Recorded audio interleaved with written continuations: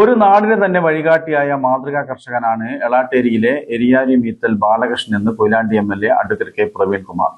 പൂർണ്ണമായും ജൈവ കൃഷി രീതിയിൽ വിളയിച്ചെടുത്ത പച്ചക്കറികളുടെ വിളവെടുപ്പ് ഉത്സവം എളാട്ടേരിയിൽ ഉദ്ഘാടനം ചെയ്ത് സംസാരിക്കുകയായിരുന്നു അദ്ദേഹം.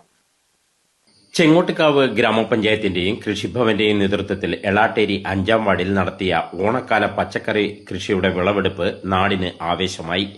എളാട്ടേരി എരിയാരി മീത്തൽ ബാലകൃഷ്ണനാണ് ജൈവവളങ്ങൾ മാത്രം ഉപയോഗിച്ച് പച്ചക്കറി കൃഷി നടത്തിയത്. വെള്ളരി, കക്കിരി, വെണ്ട, പയർ, പച്ചമുളക്, നേന്ത്രവാഴ തുടങ്ങിയ മിക്കവാറും എല്ലാ പച്ചക്കറി കൃഷികളും ബാലകൃഷ്ണൻ കൃഷി ചെയ്തിട്ടുണ്ട്.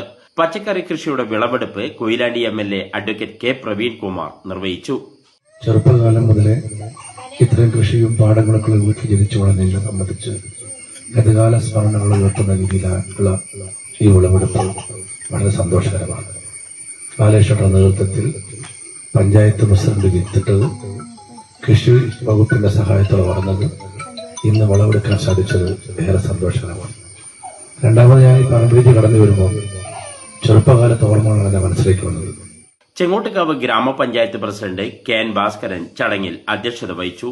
കൃഷി രീതികളെ സംബന്ധിച്ച് പഠിക്കുകയും ഇപ്പൊ അദ്ദേഹം തന്നെ നല്ലൊരു ക്ലാസ് ഇപ്പൊ കൃഷി ഓഫീസർ എടുക്കുന്നതിനേക്കാൾ ഉപരിയായി ബാലകൃഷ്ണൻ തന്നെ ഇവിടെ ഒരു നമ്മുടെ കർഷകന്റെ ഒരു അനുഭവം ഇവിടെ പങ്കുവെക്കുമ്പോൾ നിങ്ങൾക്ക് ഓരോരുത്തർക്കും മനസ്സിലാവും.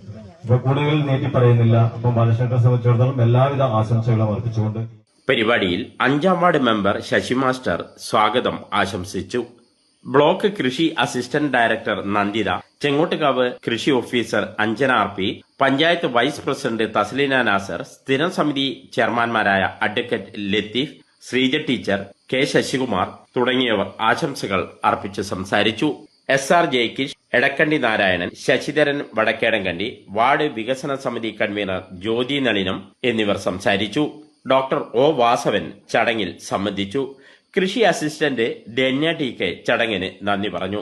കർഷകരും നാട്ടുകാരും ഉൾപ്പെടെ നിരവധി പേരാണ് പ്രൗഢഗംഭീരമായ വിളവെടുപ്പ് ചടങ്ങിൽ സംബന്ധിച്ചത്.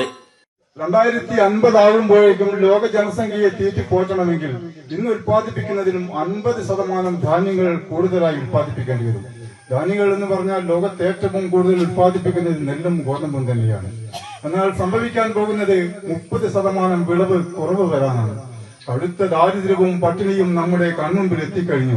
അതുകൊണ്ട് അവശേഷിക്കുന്ന നെൽവയലുകളും നീർച്ചാലുകളും തോടുകളും സംരക്ഷിച്ചേ മതിയാകും. രണ്ടാമതായി പറയാനുള്ളത് വരാൻ പോകുന്ന രവീന്ദ്രൻ കിഴാത്തൂർ, മലബാർ ന്യൂസ്, കൊയിലാണ്ടി.